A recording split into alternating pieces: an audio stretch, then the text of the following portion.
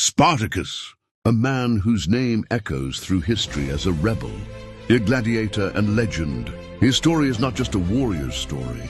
This is a saga of chains being broken, fear turning into courage, and a slave changing the course of history. Spartacus was born in Thrace around 111 BC. He was born in a mountainous region close to today's Bulgarian borders, where warlike tribes lived. The Thracians were both dangerous and respected warriors for Rome. Spartacus also learned to survive, endure and fight at a very young age. He was drafted into the Roman army when he was young. According to some sources, he served as a mercenary for Rome. However, he was expelled from the army because he disobeyed orders or tried to escape. Rome's justice was one-sided at the time. Anyone who did not obey would become a slave. Spartacus was put in chains. He was displayed in the markets. He was sold like a commodity. His final destination was the famous Ludus gladiator school in Capua.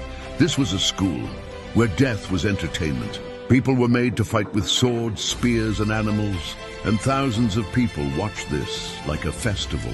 Here he met Spartacus, Crixus of Gaul, and many warriors. For days, weeks, months, they learned to fight, to endure pain, to negotiate with death.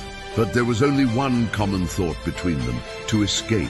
By 73 BC, Spartacus and about 70 gladiators made a great escape with knives they seized from the kitchen and secretly stored weapons. This was no ordinary desertion. This was the beginning of the greatest civil rebellion in Roman history. The escaped gladiators took refuge at the foot of Mount Vesuvius. Rome first thought them unimportant. Small units were sent. But Spartacus showed his military intelligence here. They secretly descended from the mountains with ropes and surrounded the Roman troops from behind and destroyed them. This victory was a signal. Thousands of slaves from the surrounding villages, mines and farms began to gather around Spartacus. Men, women, children, everyone was joining this army with the hope of freedom. In a short time, Spartacus's army grew to 40,000 men. This was no longer an escape, but a war. Spartacus's great aim was not to destroy. His aim was to take his people over the Alps and out of Roman territory. He wanted to return to free lands, to their homeland. But not every warrior thought so disciplinedly. Crixus and some leaders wanted to plunder Rome.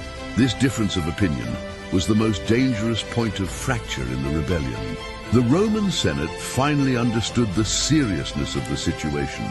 They didn't leave this job to ordinary commanders. Marcus Licinius Crassus, one of Rome's richest and most ruthless men, was assigned. Crassus meant discipline. It meant fear. It meant death. The Spartacus army was trapped in the south. Roman legions surrounded them across the peninsula. They planned to escape by sea. An agreement was made with the pirates. But the pirates broke their promise, and Spartacus was betrayed. There was no turning back now. In 71 BC, one of the bloodiest battles in history took place. Spartacus and his army made one last stand against Rome. According to the sources, Spartacus fought on the front lines during the battle. He tried to reach a Roman officer. Even if he fell, he refused to kneel. And there he disappeared. His body was never found. Maybe he disappeared on the battlefield. Perhaps he was involved in the ground anonymously as a soldier. But Rome was not considered to have won, because Spartacus was the first slave to sow fear in the heart of Rome. Rome took its revenge in a terrible way.